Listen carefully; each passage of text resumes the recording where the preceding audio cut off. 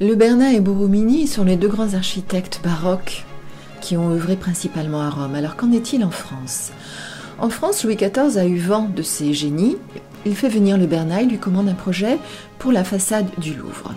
Et finalement, ça ne va pas lui plaire. Il va préférer le projet de Claude Perrault, le frère de Charles, pour réaliser cette colonnade, double colonnade du Louvre, tel qu'on le connaît aujourd'hui. Donc, il demande d'abord au Bernin, qui a une réputation dans toute l'Europe, de lui réaliser des plans, mais finalement, il ne les prendra pas. Il préférera le style beaucoup plus classique, beaucoup plus rectiligne de Claude Perrault. Quant à Versailles, qui à la base n'est qu'un pavillon de chasse dans lequel le père de Louis XIV aime à se retirer de temps à autre, ça va devenir vraiment le symbole du pouvoir de Louis XIV. Il va entreprendre des travaux dès les années 1660.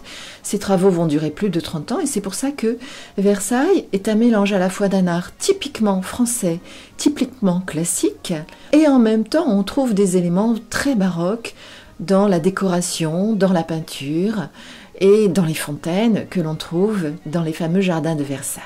C'est aussi le moyen d'affirmer sa puissance pour Louis XIV.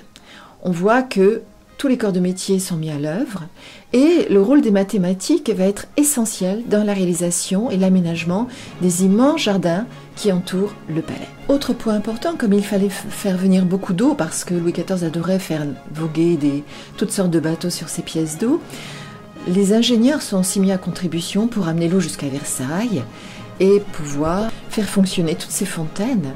Là, on voit la fontaine d'Apollon. Apollon est le symbole du roi Soleil, mais en même temps, pendant que les courtisans se promenaient dans Versailles, ils prenaient aussi une leçon de morale, comme ce malheureux géant foudroyé par Athéna pour avoir voulu défier le pouvoir de Jupiter. Comme la construction a duré plus de 30 ans, comme je le disais, on trouve aussi des éléments empruntés à l'art dit rocaille, comme ce bosquet des rocailles, où l'on trouve des coquillages incrustés dans les escaliers qui permettent l'écoulement de l'eau. Et le dernier exemple de cette mise en scène du pouvoir royal est précisément la galerie des glaces, dans laquelle Louis XIV recevait les courtisans et leur accordait ou non un entretien. Donc c'était vraiment le lieu dans lequel il fallait être pour avoir un regard du roi. Tout est donc mis en scène pour asseoir le pouvoir de Louis XIV, dit le roi Soleil.